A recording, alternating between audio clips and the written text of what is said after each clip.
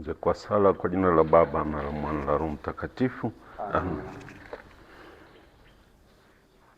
Salamu Maria, umejaa neema, Bwana yu nawe, umebarikiwa kuliko wanawake wote, na Yesu mzao wa tumbo lako amebarikiwa.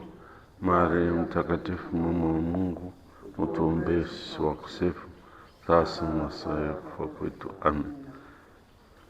Kwa jina la Baba na la Mwana na la Roho Mtakatifu. Amen. Karibuni ndugu zangu kwenye kipindi chetu. Hapa nina maswali mawili yaliyobaki.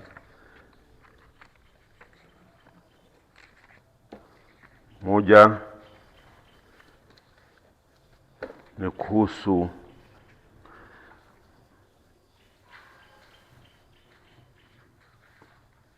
Yuda Iskarioti.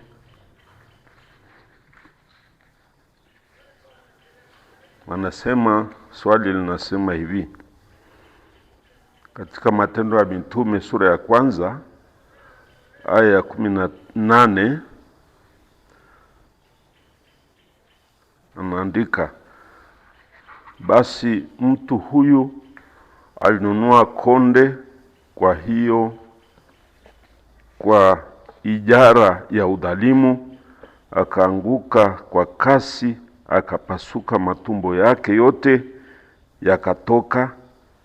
Na ina maana hiyo ndio imeandikwa hivyo katika hiyo sura ya 1 aya ya 18. Nasema kwanza mtu huyu imeandikwa hivyo, ingawa sijasoma kwa Kiswahili hapa, imeandikaje.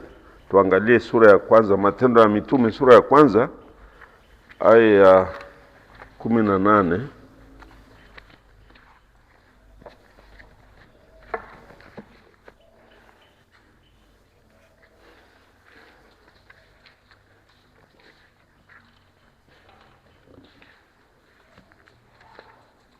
Matendo ya Mitume sura ya 1 aya ya 18. Najua hapa ni wanazungumzia juu ya Yuda Iskarioti aliyemsaliti Yesu.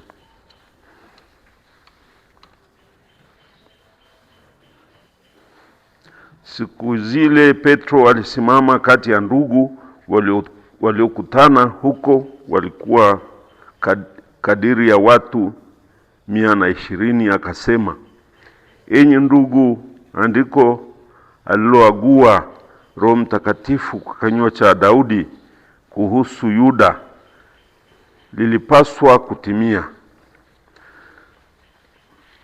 Yuda huyo aliwaongoza wale waliomkamata Yesu. Pia alikuwa mmoja wetu na alijaliwa kushiriki huduma hii pamoja nasi. Basi mtu huyu alijinunulia shamba kwa malipo ya uhaini wake, akaanguka kifudifudi, akapasuka katikati, na matumbo yake yote yakamwagika. Habari hiyo ilijulikana kwa wakazi wote wa Yerusalemu. Kwa hiyo shamba lile likaitwa kwa lugha yao Akeldama, maana yake shamba la damu. Akeldama maana yake. Katika kitabu cha Zaburi imeandikwa hivi: nyumba yake iwe mahame, wala asipatikane mtu wa kukaa humo. Tena imeandikwa, na cheo chake apokee mwingine. Hayo ni maneno ya Petro, anawakumbusha mitume wenzake na waliokuwa wamejumuika nao. Wanasema kadiri ya watu 120 baada ya Pentekoste. Kabla ya Pentekoste alifanya uamuzi wa kuchagua mtu ambaye atakuwa mbadala wa Yuda Iskarioti, akamchagua Matia. Na hapa mwenye swali anataka kujua, anasema hayo maandiko amesema ni Petro alisema, akichukua Zaburi hiyo aliyoitaja hapa, alioandika, anasema Zaburi zote ziliitwa Zaburi za Daudi. Kwa hiyo anasema Daudi aliagua, lakini niko kwenye Zaburi na si lazima Daudi aliandika hii Zaburi. Na Zaburi yenyewe ni Zaburi ya 69 aya Zaburi ya 41. Inaonekana ningeangalia vizuri mimi hapa kwenye mambo yangu huku kwenye Daudi.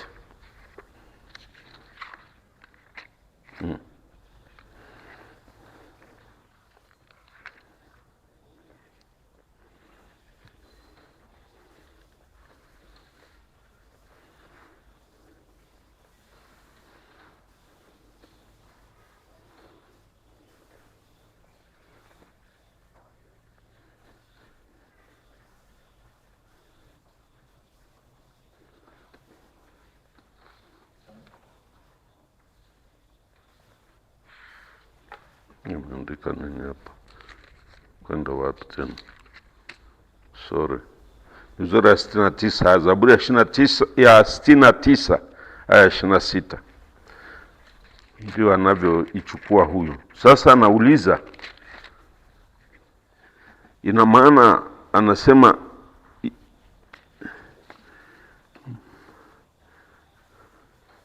ina maana Biblia inaandika uongo? Waandishi wengine walisema zile pesa alizitupa akaenda kujinyonga.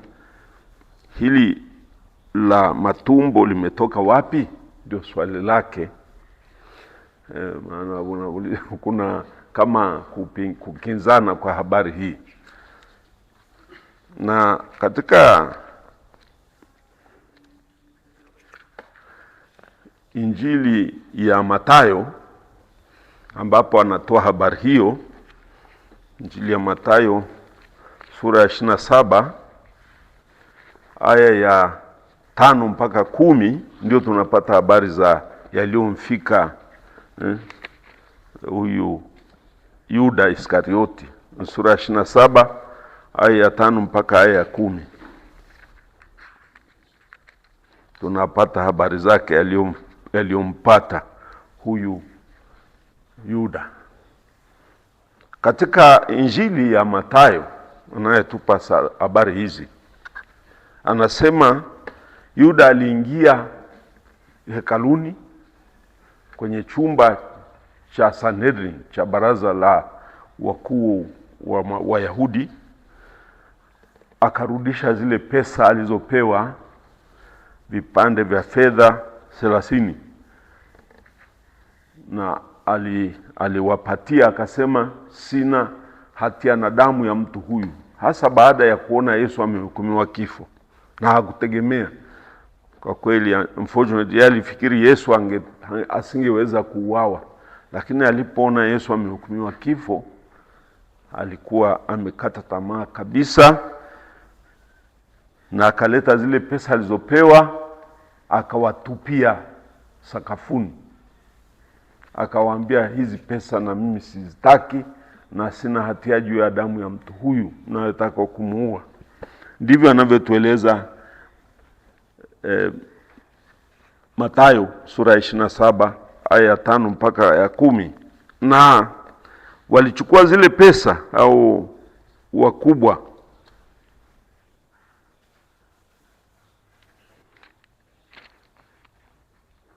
aya 5, walichukua hizo pesa wakaenda kununua kiwanja kwa ajili ya kuzika wageni. Unajua kweli kiwanja kipo pale wanaonyesha, lakini anyway tunaambiwa ndivyo kinachoitwa mpaka leo Akeldama, ambapo kwa kweli unajua kuna kitu tunachoita etiolojia ya jina. Hili jina lilikuja baadaye, Wayahudi waliita ile area. Ilikuwa ni area ngumu sana ya kuishi. Hata ukifika pale unaona hapa mtu hawezi kuishi, pagumu sana, ni mwamba mtupu. na hata miti hamna pale, na walinunua ile area ili watu wanaokuja kuhiji, najua sikukuu za Wayahudi watu wengi walihiji huko, na wengine waliugua na kufa huko Yerusalemu, na hawakuwa na mahali pa kuwazika kama Yesu alivyokuwa hana pahali pa kuzikwa, akazikwa kaburi la mtu mwingine. Ndipo ilivyokuwa. Hatuambiwi kwamba Yuda alizikwa pale, isipokuwa walichukua zile pesa na wao wakaona haiwezekani kutumia hela ambayo imenunua damu ya watu, wakaenda wakanunua kiwanja hicho, wakasema wazikwe watu waliokuja kuhiji Yerusalemu sikukuu za, na wale ambao ni hawana mtu wa kuwazika, basi waliwazika pale, na kiwanja hicho kipo mpaka leo, na kwa kweli hamna kitu pale, hata hakuna jengo lolote. Sasa huyu ndugu anayeuliza ili swali anasema, mbona habari zinakinzana? Tunaambiwa kana kwamba ni Yuda alinunua kiwanja mwenyewe katika habari hii ya Matendo ya Mitume. Habari hii ya Petro anavyosimulia, anawakumbusha kwamba ni Yuda mwenyewe alinunua kiwanja, alafu haelezi kama alizikwa pale au vipi, na kwa kweli hakuna mambo ya kuzikwa. Inaonekana Yuda alibaki pale, ndege wakala kila kitu. Hakuna hata kwenye Injili wala Matendo ya Mitume hatusikii habari ya kuzikwa kwa Yuda Iskarioti. Sasa nasema ina maana kwamba Biblia inapingana. Mbona katika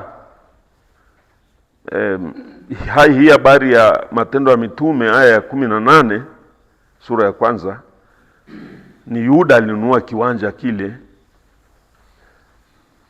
na hapa katika Injili ya Mathayo inayotupa taarifa hii ni baraza la wazee Sanhedrin ndio iliamua kutumia zile pesa kununua kiwanja hicho. Kwa kweli habari hii haipingani, whether ni wewe umenunua au hapana. Hela ile ilikuwa mali ya Yuda Iskarioti, na kwa hiyo mtu akiwa na hela yake alafu mtu akaichukua kaenda kufanya kitu, unasema ile hela ya Yuda Iskarioti ilinunua kiwanja. Hakuna aliyeitumia, ilinunua kiwanja.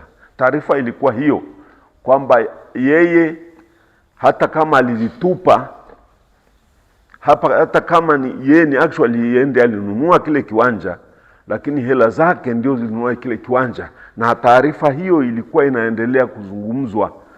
Na si muda mrefu sana, kwa sababu ni miaka michache tu. Matendo ya Mitume yameandikwa kwenye miaka ya 80, 70, 80, na kwa hiyo imepita miaka 50 labda tangu kifo cha Yesu, tangu matukio. Hata wakati huu tunaandika habari hii imeshakuwa imetengenezwa na imeshabadilika. Lakini hata hivyo, ukiangalia Zaburi hii Zaburi nimeitaja hapa ya 69, inaeleza utabiri anasema ni utabiri wa Daudi. Yani ni Zaburi hiyo ambayo anapewa Daudi kila wakati. Anasema kwamba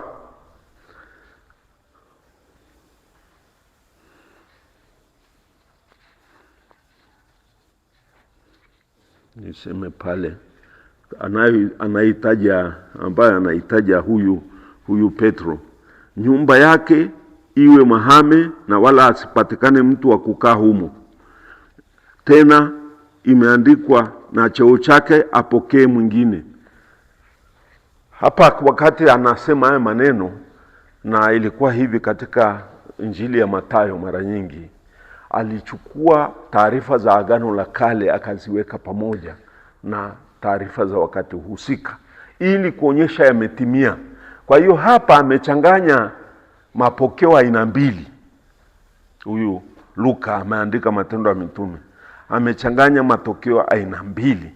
Matokeo ya maandiko matakatifu, hii Zaburi iliyoisema, na pia yale yaliyotukia pale ambayo yako kwenye maelezo, maana tunaita oral tradition. Najua oral tradition can always change, na inakuwa mambo mengi yanaingia huko, mengine yana modify hiki na kingine. Kwa hiyo anachosema Petro ni kile kilichokuwa kinafahamika katika simulizi za watu, na baadaye Luka amekuja kuweka pamoja katika maandishi. Na kwa hiyo hapa tuna traditions mbili. Tradition ya kwanza ni tradition inatokana na utabiri wa Daudi, ile Zaburi niliyosema, ambayo tunaambiwa hapa anasema nyumba yake Zaburi hii ambayo anaitamka Petro, Zaburi ya 69 aya ya 26, na pia hata Zaburi ya 109 aya ya 8, yote yanaongelea juu ya fedha zilizotumika kumsaliti Yesu. Hazikutumika kwa mambo mengine, zilitumika kununua ardhi. Watu walikuwa naozungumza ile pesa Yuda iliyotumia, walinunua kiwanja na kiko pale kinaitwa Akedama, kiwanja kile, na watu huwa wanazikwa hapo. Kuna makaburi watu wageni. Sasa simulizi hizo watu wanasimuliana miaka 50. Kwa mfano kama mambo yametokea miaka 60, mpaka leo watu wanaleta habari zake, na mmoja anajifanya anajua zaidi, anaongeza hapo kitu kidogo na nini. Sasa Petro anazungumzia habari hizi wakati ule sio mbali sana. Kwa hiyo sidhani kama ni Petro aliunganisha hii. Aliunganisha haya mawili ni Luka. Miaka 50 baadaye Luka anaweka traditions mbili, yani mapokeo na mbili. Mapokeo kutoka maandiko matakatifu kwamba pesa iliyotumika kumsaliti Yesu haikufanya kazi. Badala ya kuiacha kule hekaluni walikusanya, hawakutumia, wakaenda kununua kiwanja kuzika wageni. Alafu Yuda ni ripoti nyingine, simulizi nyingine kwamba alijinyonga na kamba ikakatika, akaanguka chini kifudifudi, akapasuka tumbo. Na inaonekana tumbo lote litoka nje, na kuonyesha sasa ni kifo kibaya. Na hatuna mazungumzo au habari yoyote kuhusu kuzikwa kwake. Inaonekana aliozea pale, na hata ndege waliokuwa na mbwa mwitu na nani wakamla wakamaliza, kama alivyokuwa Yezebeli. Yaani mtu mbaya Yezebeli ni, unajua yule mwanamke ambaye alikuwa na mkanda sana nani, mfalme Ahaz, sio? Au amjui habari hii? Yezebeli ambaye alikuwa amemuongoza Ahaz mpaka akapoteza kichwa. Yule mwanamke alikuwa ni Msirofenishie, manake Wafoenike ni watu wa Sidon, na hakuwa Myahudi huyu Yezebeli. Mwanamke mbaya sana, ambaye alikwenda akamwambia, we Ahabu, wewe unasikitika nini? Ile jamaa lilikuwa kama lijingajinga hivi linakasirika eti amekataa. Yule Naboth alikataa kumbalishia kiwanja chake cha shamba la mzabibu. Naboth akasema haiwezekani, ni shamba la urithi na siwezi kumpa mtu yoyote. Likakasirika, likakataa kula, linaenda kulala tu. Sasa yule mama ambaye alikuwa mkorofi na alileta miungu yao ya Waserofanisha kule Lebanon, akayaleta hata Ahabu akawa anaabudu pamoja naye. Alivuruga kabisa, Ahabu akawa mfalme mbaya, mmoja wapo waovu wa Israeli. Lakini mwisho wake alipomuua Naboth, akamwambia amka sasa, nimeshamalizia yule mtu na shamba ni lako wako. Mmesoma isio? Lakini mbaya zaidi ni kutaka kumuua nani? Elia alipowaangamiza wale makuhani wa Baal, Jezebeli alisema mimi na wewe. Mama alikuwa hatari, mimi mpaka damu yako ni mwage. Sasa Elia kabidi kukimbia na kuishi mapangoni. Alienda mpaka Sinai, alikwenda kujificha kule. Basi huyu ndio alikuwa anamuogopa, kwa sababu alikuwa hana simile, alikuwa anaweza undermine mipango ya watu na kusababisha vifo na kila kitu.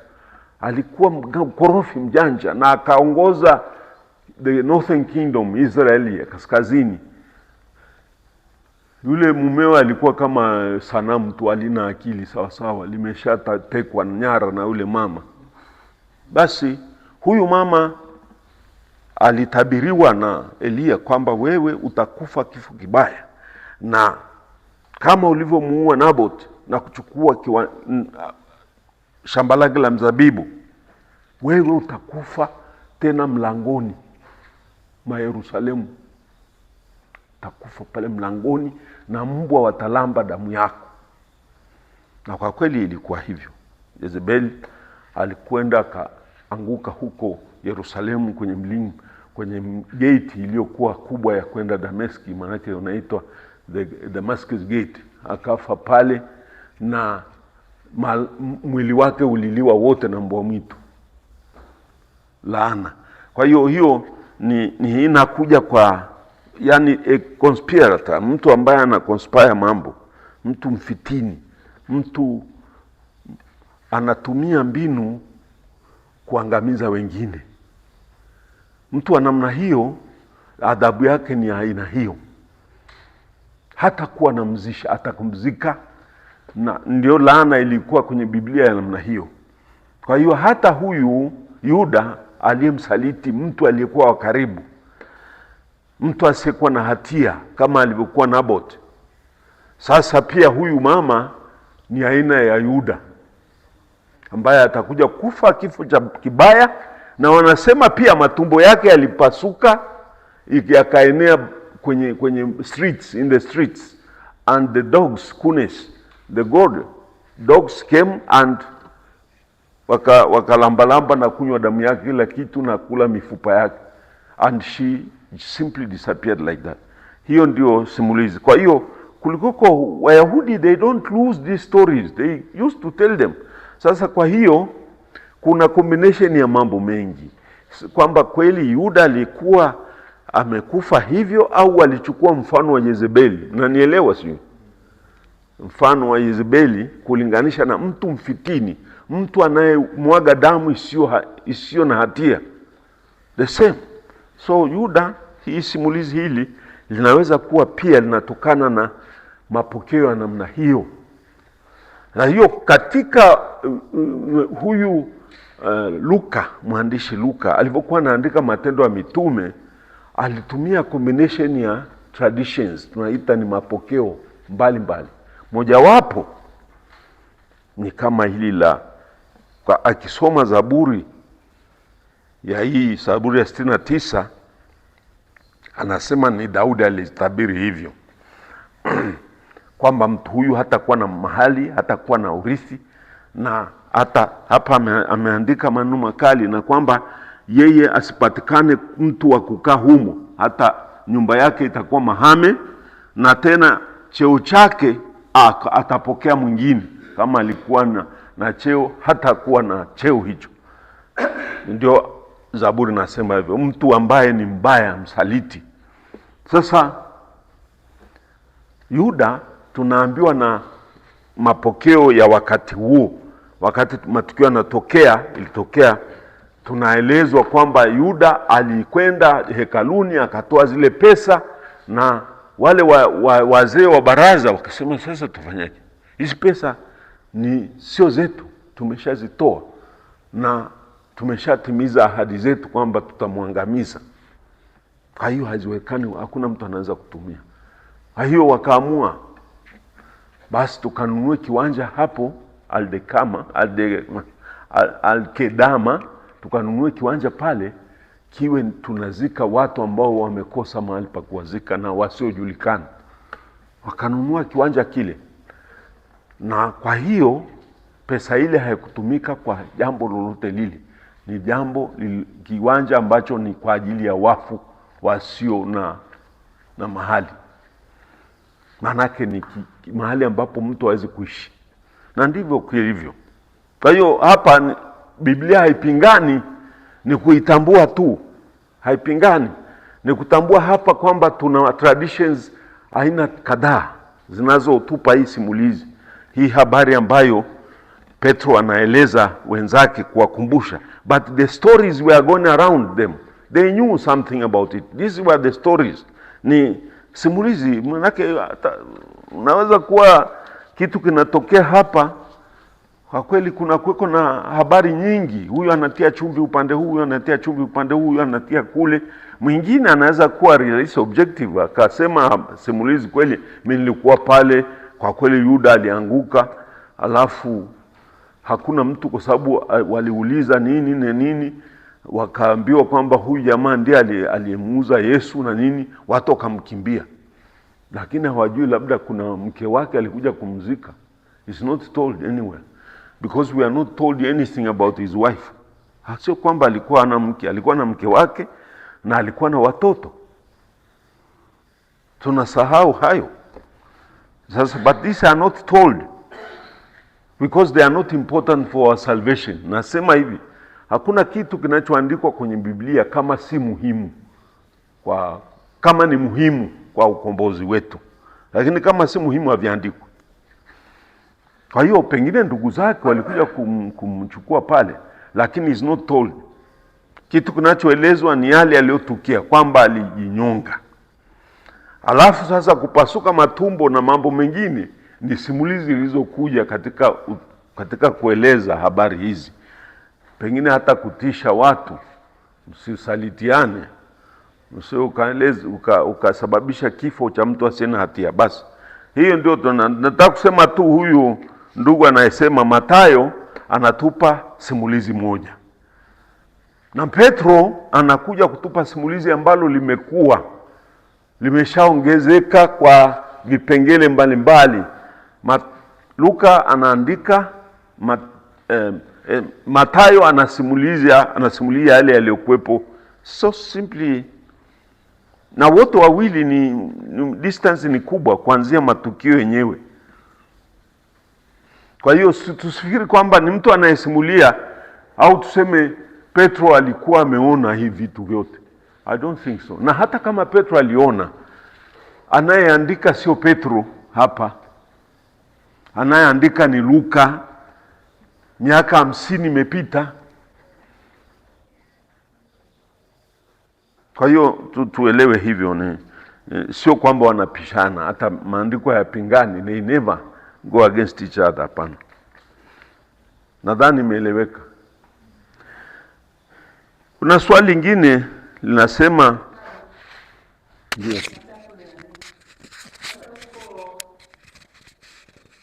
huko kwa Yahudi labda wana desturi zao, labda matumbo yakishapasuka labda watu hawashikwi tena. Kwa mfano hata Herodi matumbo yalipasuka, hiyo Yezebeli naye matumbo yalipasuka, mbwa akalamba. Huyo naye Yuda Iskariote naye matumbo yalipasuka. Ina maana yakishapasuka labda unaachwa hapo hapo, watu hawashiriki tena na wewe, huzikwi tena. Ya, lakini hatuambiwi Herode amezikwa. Kuna kaburi la Herode. Kwa hiyo sio hivyo, kwa sababu kutokuzikwa ni ishara ya kuwa kitu kilicholaaniwa. Hata Yesu amekuwa laana kwa ajili yetu. Alizikwa, lakini ni aliyemnusuru ni akina Nikodemu na Yosefu wa Arimathea. La sivyo, kwa kweli alikuwa ameachwa kama imeandikwa. Paulo ameandika amekuwa laana kwa ajili yetu. Na kwa hiyo Yesu alizikwa sio kaburi la nyumbani, amezikwa kwa wageni, shamba la wageni. You can see the correspondence. He was as if he was cast. Very, very sad. And this really inamuumiza Maria, aliumia sana. She could not take him back to Nazareth. It was too much. Aliumia sana. Kwamba anamzika mtoto wake kaburi la watu wengine. Difficult. Kwa hiyo Yesu alikufa hivyo na akaonekana kana kwamba ni laana. That's why Paulo anaweka hiyo sentensi, amekuwa laana kwa ajili yetu, ili akikumbuka the way he ended up his life. Nobody took care of him. He was alone. Nikiongea Kiingereza hiki ni simple language amekuwa pamoja na wageni, akazikwa pamoja na wageni. He was counted among foreigners, not among his own people. Kwa hiyo the story ya Yesu ni kama mtu ambaye amelaaniwa, na alikubali hilo kweli, ili aonyeshe jinsi dhambi ilivyo mbaya. Kwa hiyo tutakavyo, if you abandon God, akikuacha Mungu utakuwa laana kweli kweli. Sasa hilo swali la kuzikwa tena, alau Yesu alisitiriwa hapo, ndio sasa na haiwezekani yeye aachwe hivyo. Kwa hiyo tena hiyo anaandika haiwezekani mwili wake uache uoze.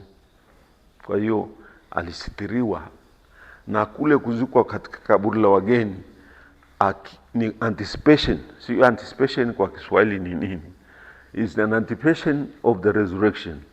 Alafu unaona pale aliyemzika kwa kuzikwa kwake katika kaburi la wageni, sio kaburi la kudumu, na kwa hiyo si mtu wa kudumu kwenye hilo kaburi, ni mtu atakayefufuka. Implied tunaita, inaashiria kwamba sasa unazikwa hapa, utakapo kwa muda gani? Hapana, yeye hawakujua wanachofanya. It was kind of goodness, yani kufanya kitu ambacho ni cha huruma, matendo mema. Wakina Nikodemo na mwenzake Yosefu Arimathea na wale wakina mama wengine walikuwa wanafanya. Ndio maana wanasema wakina Magdalena na wengine walikuwa wanatafuta ule mwili wakamzike, hata wapeleke kwao wamsaidie Maria, because walikuwa na pesa. Wakina dada zake Lazaro walikuwa na fedha, walikuwa matajiri, familia tajiri. Hata Martha ambaye ndiye alikuwa mkubwa katika familia ile, alikuwa mama mwenye uwezo, na wangeweza kushirikiana wakasafirisha, weka kwenye punda wakapeleka nyumbani kule Nazareth, ambako alikuwa na kasehemu kake. Lakini yote haya yametendeka yakiashiria ufufuko. Hiyo mkumbuke hiyo. Sio tu kwa bahati mbaya. No, there's no such a thing. There's no bahati mbaya katika Injili. Lazima usome within the lines, between the lines. Yes. Karibu brother. Mimi kuna wazo hapo ninalipata kutokana na namna ambavyo haya maneno yametumika ili sehemu ya kupasuka matumbo. Na najaribu kufikiria pengine inaweza ikawa ni story ambayo ilishakuwepo pia katika ancient Near East, hizo maeneo yale, kwamba mtu anapokuwa labda kuna usaliti au kuna tukio kubwa la usaliti wa jumuiya kubwa au mtu muhimu kama taifa hivi, inachukuliwa hivyo pengine. Lakini inawezekana pia kwamba, kwa sababu najaribu kuangalia pattern ambayo ipo kutokea kwa huyo malkia huyo Jezebel, tukaja kwa hawa hata Pilato, Yuda. Bado unaona uandishi unaakisi Wayahudi ambao wanakumbuka mambo fulani, kwa sababu najaribu kukumbuka kwamba hata Martin Luther wanasema alikufa hivyo hivyo kwa kupasuka matumbo. yani tumbo lake lilipasuka na utumbo. Kwa hiyo sasa, na ukiangalia ile sehemu hiyo ya Martin Luther Ujerumani huko, ilikuwa ni enzi zile bado Wayahudi ni wengi kipindi kile huko bado. Kwa hiyo inawezekana masimulizi ya Martin Luther alivyokufa kwamba alipasuka, inawezekana ni Wayahudi wanajaribu kukumbukia usaliti kwamba huyo amesaliti kanisa labda, kwa hiyo na wale walikuwa na saliti labda, kwa hiyo lazima pattern ile inakuwepo. Kwa hiyo hivyo Mimi siwezi kupinga, kwa sababu kwa kweli ni nakiri sijafanya utafiti wa hilo jambo, kwa sababu ni rahisi sana, sio rahisi sana, lakini inawezekana kutafuta kwenye ancient Middle East, kwa sababu hapa nikisema ni kama kitu ambacho nimepitia, sijapoona hapo. Pengine ningekualika utafuti na mimi kutafiti, na inawezekana, manake kama unaweza kupata original scripts na zinapatikana, lakini unahitaji kazi kubwa kutafuta maandiko mbalimbali about death. Na tuna vitabu, mnacho kimoja ambacho ni watu wanaogopa kukisoma kwa sababu ukikisoma unakufa. The Book of Death kipo na kimeandikwa Misri zamani za Farao. Ninacho, kama umesali kwanza rozari kwa wiki. Unataka nikulete? Wapi? Unacho? Of death. Wewe umekiona wapi? Of the death. Of the dead. Ndio, the Book of the Dead. Sawa. Sasa hapo nimekoroga. Ni the Book of the Dead. Lakini hicho kitabu ni kikubwa kidogo na kimeandikwa kwa lugha ngumu. Sasa sija hata kutafuta huko, labda watu kwa sababu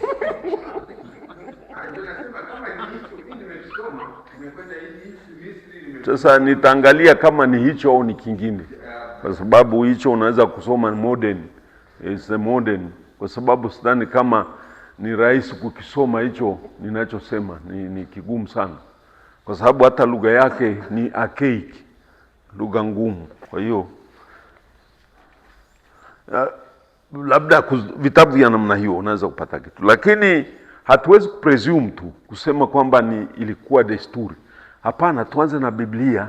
Ukitaka kwa sababu tunazungumzia Biblia, tuanzie kwenye Biblia.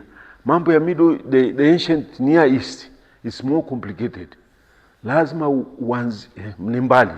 Na najua kuna mambo ambayo mpaka nimeweka pembeni miaka kadhaa tena nikarudi tena, kwa sababu ni lazima usome kweli.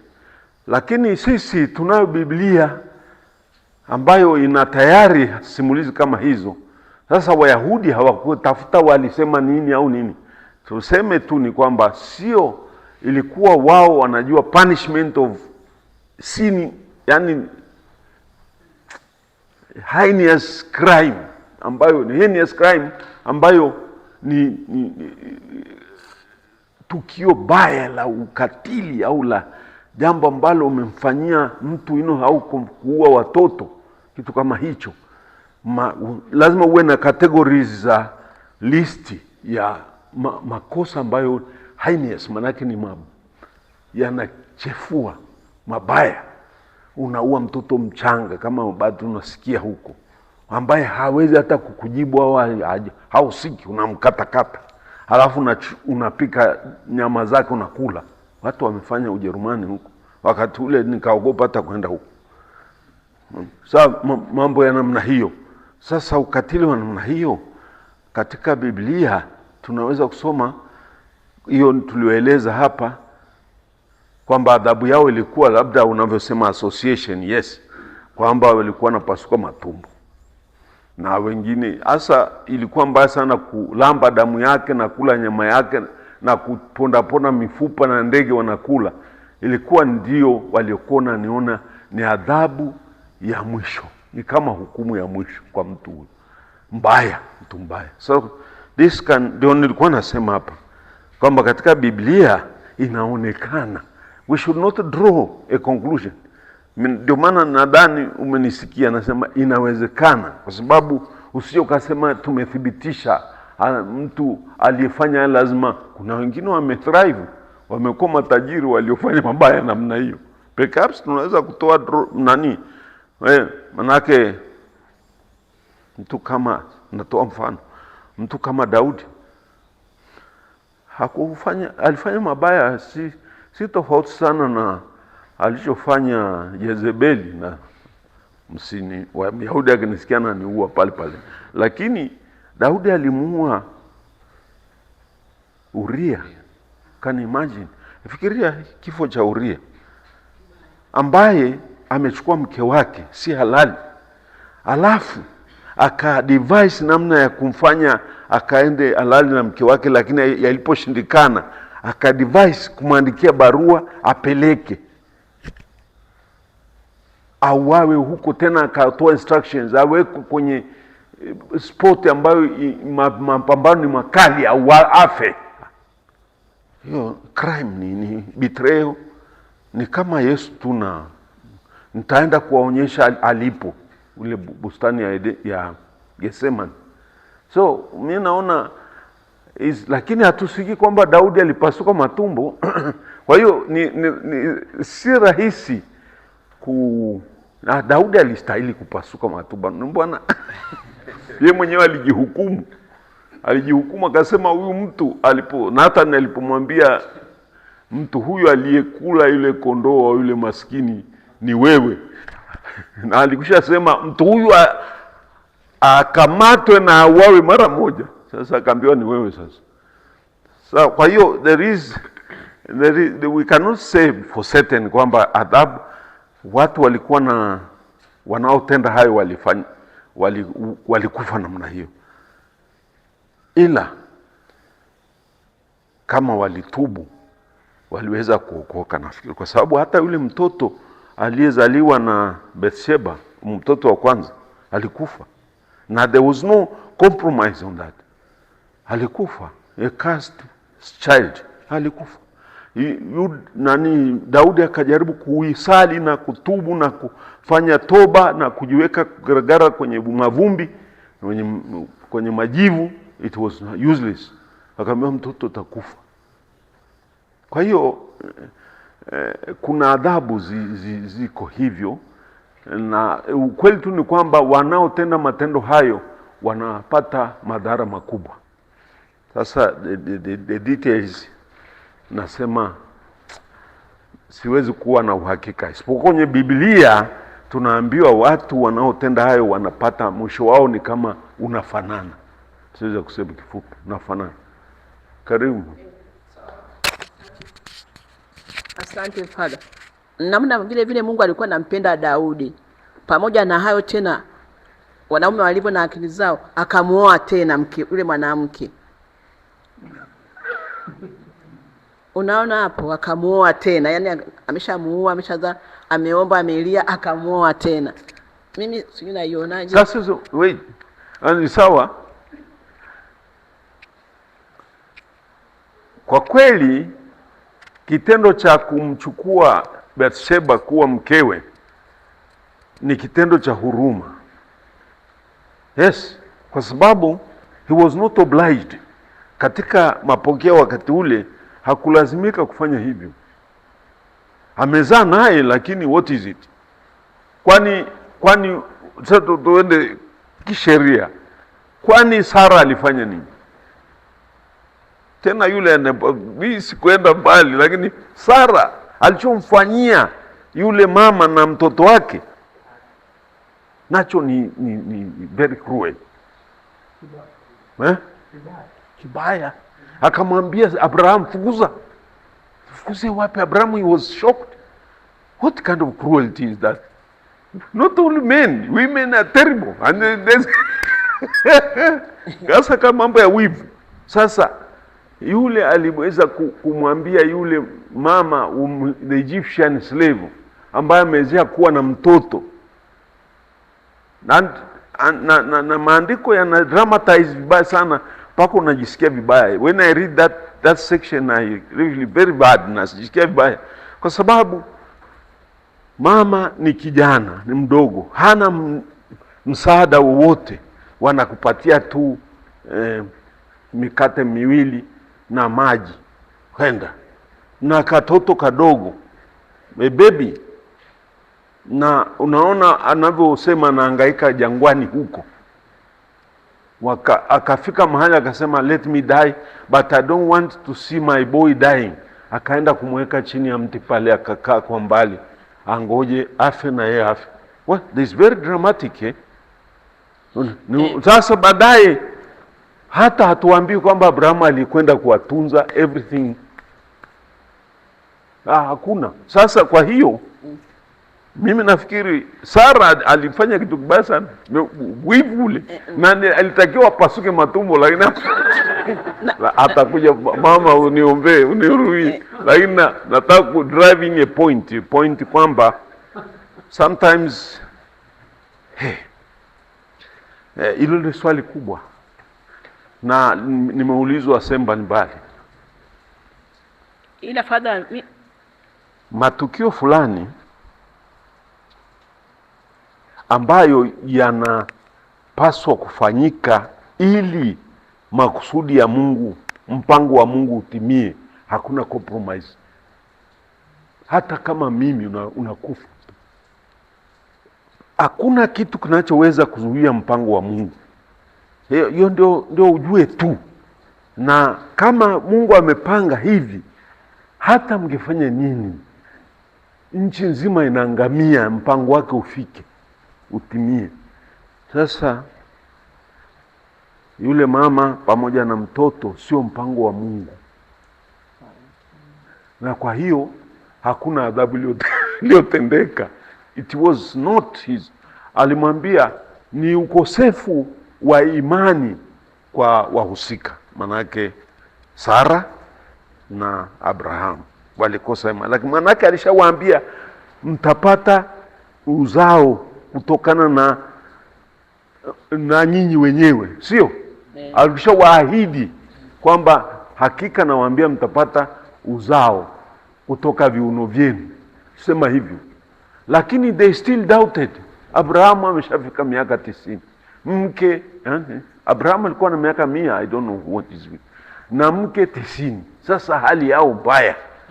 Sasa tutazaaje tena? Abrahamu akaambiwa, mke wake akamwambia mambo yamekwisha. Abrahamu, mambo yamekwisha, nenda kaangalie huyu binti hapo, anaweza kukusaidia tupate mtu, kuliko kwenda kuchukua mgeni Mashuru, mtu wa Syria achukue urithi wetu. Yaani ile ahadi, ubariki huyu achukue ile ahadi, ile baraka yako. Hapana, afadhali uchukue damu yako. Mimi basi nimeachwa mimi. Basi ndio hiyo ilikuwa. Labda kuna mpango wa Mungu hauwezi kuingiliwa na kitu kingine chote, na ndio maana pengine hakuna adhabu pale. Hata Sara hakugombezwa, na hata Mungu akaridhia, mwachie, msikilize mkeo, Mungu anaridhika. So there is the other side of the story. Angalie, lakini swali kubwa naweka, principle kubwa, there is nothing that can hinder God's plan.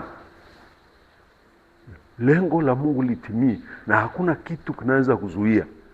Kwa hiyo utakuta anafanya hata mambo makatili kabisa yafanyike, lakini mpango wake unyoke tu mpaka afikie pale, kuwafikia watoto ulimwenguni na kuleta ukombozi kwa njia ya Yesu Kristo. Mpango huo ni mgumu sana mara nyingine. Ndio maana ni magumu. Hata ndio maana sijui kama ndio maana kanisa halijasema chochote kuhusu Yuda. Sijui kama mmepata mahali kwamba kanisa linasema huyu amelaaniwa. Wapi? No. Ni kwamba tu ameadhibiwa, akafa, tumbo likapasuka huko na matumbo yakaisha. But it is nowhere he said that he was lost. Pengine kama amekuwa lost in what? Sasa kwanza kanisa ndio linasema sisi ndio Yuda. Ni wapi tena? Yuda ni sie. Wapi hiyo? Kuna mahali wanasema. Yuda ni nani? Yuda Ya manyimbo yetu anatunga huko, mimi usilete hapa. Mimi nasema kuna nyimbo nyingine sikubaliani nazo. Hiyo wazi. Mimi nasikiliza nashtuka tu. Huyu anaandika anajua anachoandika ni au ni utamu wa muziki. Lazima kupitia watu watu walikuwa na katika wenzetu huko waliofika hawatungi tu. Wanapeleka kwa watu ambao ni trained. Anasema hapa hapana. Sasa mtu hajawahi hata kujua hata kama anajua theology, the theology sio theology yote. Anaandika kitu ambacho anakuja kuimbisha kanisa zima. Na sielewi is wrong. Kuna chombo kinachothibiti haya tenzi zinaandikwa za ajabu. Mimi nimesikia hapa moja nikainua na masikio yangu, ningekuwa na masikio kama ya kwa kweli unashangaa. Alafu ndugu wanaimba, ni theologians, wanaimba hawajui wanachoimba. Mmoja alikuja hapa nilikasirikia sana na nikaenda kumwambia provincial kule, ngomwambia I don't want to see such people. Alikuja hapa akasema Waafrika hapa wanaimba tu, hawajui wanachoimba. Alisema hapa nikamwambia what are you saying?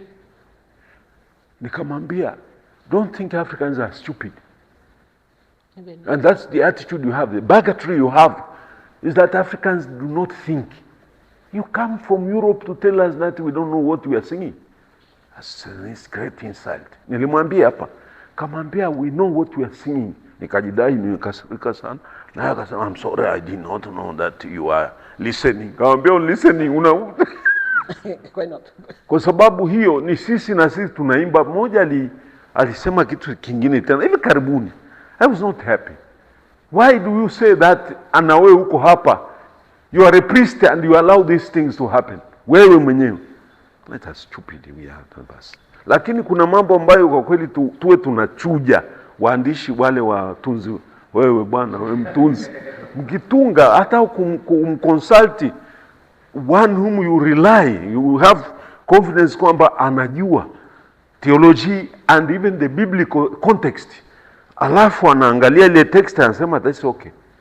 Basi unaendelea. Lakini tunatunga vitu kama hivyo, nasema sisi ni Yuda. Nani alisema Yuda gani? Toka hapa.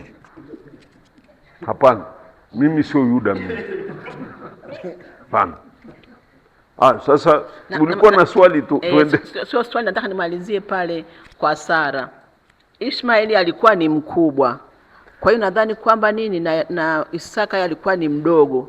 Nadhani kwenye ile michezo wanacheza, unajua tena wavulana, labda ngumi au nini, labda kuna hali aliona kama anampiga mdogo wake, anamuonea. Ndio maana kama ndio sawa, lakini kusema kwamba afukuzwe. Na let me say, vijana hao, mmoja alikuwa miaka 7 na mwingine miaka 3. Wewe hawa watoto wa kufukuza wenyewe kweli? Wakaishi na mama yao hivi kweli? Even modern society haki za watoto na hawangekubaliana wewe. Kwa hiyo ndio sawa. Mama hakusema kwamba ndio alikuwa anamuonea, hasa alikuwa sio kumuonea hata kumpiga, hapana. Ilikuwa anamzidi katika uhodari. Esau alikuwa anapiga mishale exact, yani mpaka watu wote wanashangilia kijiji. His name was well known kama ni sharp, hata katika combat, na umri mdogo, lakini ameshaonyesha his agility is extreme. Na alikuwa anaonekana ni mjanja na akili. Waarabu ni wajanja, uwe macho. Hiyo ni babu ya Waarabu, you know that. Alikuwa na vipaji vingi huyu mtoto. Lakini the other baby, huyu kadogo, kana miaka 2 au 3, atakompitije na mtu mwenye miaka 6, 7? That was normal. Kwamba sasa kajifunze kwa kaka yake. But the woman was so nervous kwamba huyu kutoka kwenye tumbo langu, toke hapa na Haga na mtoto Esau. Sasa unapeleka wapi hawa? Na Haga alikuwa msichana mdogo. He was not a full grown woman like her. She was still young, a girl of about maybe 20 years old. Halafu unamfukuza aende wapi? Ataenda kulisha nini mtoto huyu? Huko unakompeleka aende Misri. Ataweza kutembea mpaka Misri? How? All the dangers of the desert. Kwa desert huko. bana pale ukiona mama anakaa analia na mtoto analia, hiyo basi kwisha. There's no one to save each other. Hakuna. Mtoto analia pale na mama anakaa kwenye jiwe pale analia, kwisha. That shows they were children, or both of them. They needed care. Lakini Sara alikuwa stubborn kweli, inaonekana. Ndio maana nikasema wakina mama wakiamua kitu, ogopa, kimbia kule nyumbani mzee. Kwa sababu wanaona beyond, wanaona zaidi kuliko sisi. Sisi tunafikiri kwa stages. Men, they think and they act. They think and act. And consequences wanazimisha. Lakini a mother feels the problem. Now, wanaweza kuona beyond because they feel. Feelings go beyond the reason. Au muende mkafikiri wenyewe. Nyeni tena. Hata watoto. Nilikuwa nalitizama ile la Sara, lakini najua nasema mbona hata majumbani watoto wale waliofuatana mtu na mdogo wake mbona zinapigwa sana wengine wenyewe kwa wenyewe? Ndio hiyo. Lakini sasa ni ule wivu. Ndio hicho nilitaka kuonyesha kwamba issue sio kwamba anamzidi kumpiga wala nini. Issue tusimamie tu ni wivu. Lakini swala la kufuatana, hata watoto ni mama mmoja baba mmoja wamefuatana, lakini zinapigwa tu. Ndio. Sawa. Mmoja anaonewa kabisa, inabidi mzazi uamue. Ndio. Kwa hiyo sasa swala sio ile kupigana kwa watoto. That's what I'm saying. Kilichokuwa kinampa shida mama yule Sara ni ile kumuona kuna competitor, whether ni atakuwa baadaye ni hodari kuliko mwanae au nini, sababu katoto katakuwa baadaye, lakini kupigwa ni kuimarika vile vile. Tunawaacha hata wagongane sawa sawa tu, lakini wasiumizane. Lakini she had doubt kwamba huyu kweli atakuja kumheshimu huyu mtoto wangu. Yeye ameshakuwa anataka kuwa firstborn. Firstborn ndio yeye mrithi. Akimwacha Esau akulie pale nyumbani, atakuwa firstborn. Sorry. Thank you. Ishmael akulie pale nyumbani, atakuwa ndio mrithi. The firstborn. Na kwa sababu ukoo ulienda upande wa baba. Sawa? It's not the mother. Na kwa hiyo sasa, kwa kuwa baba yake ni Abraham, hakuna kizuio, ni firstborn. Sasa hakutaka kuona hicho, ili awe apokee ile baraka kama wakina Yakobo na kaka yake Esau. Hiyo haikuwezekana, mama kaingilia. Sasa pia hapa mama Sara alikuwa na hofu kwamba huyu mtoto akikuwa mkubwa sasa na umri wao umeshasogea mbele, atakuja kuwa ndio mkubwa na lazima apokee baraka ya baba yake. He is the firstborn. It doesn't matter whether he is born of Sarah or the other woman Hagar. But sasa yeye hakutaka hilo competitor. Alitaka clear, straightforward. Isaka apokee baraka ya baba yake. Huyu ndio firstborn halali. Huyu mwingine sasa ndiye alipropose. Sasa anakuja kuwa vingine. Kwa hiyo ndio tu.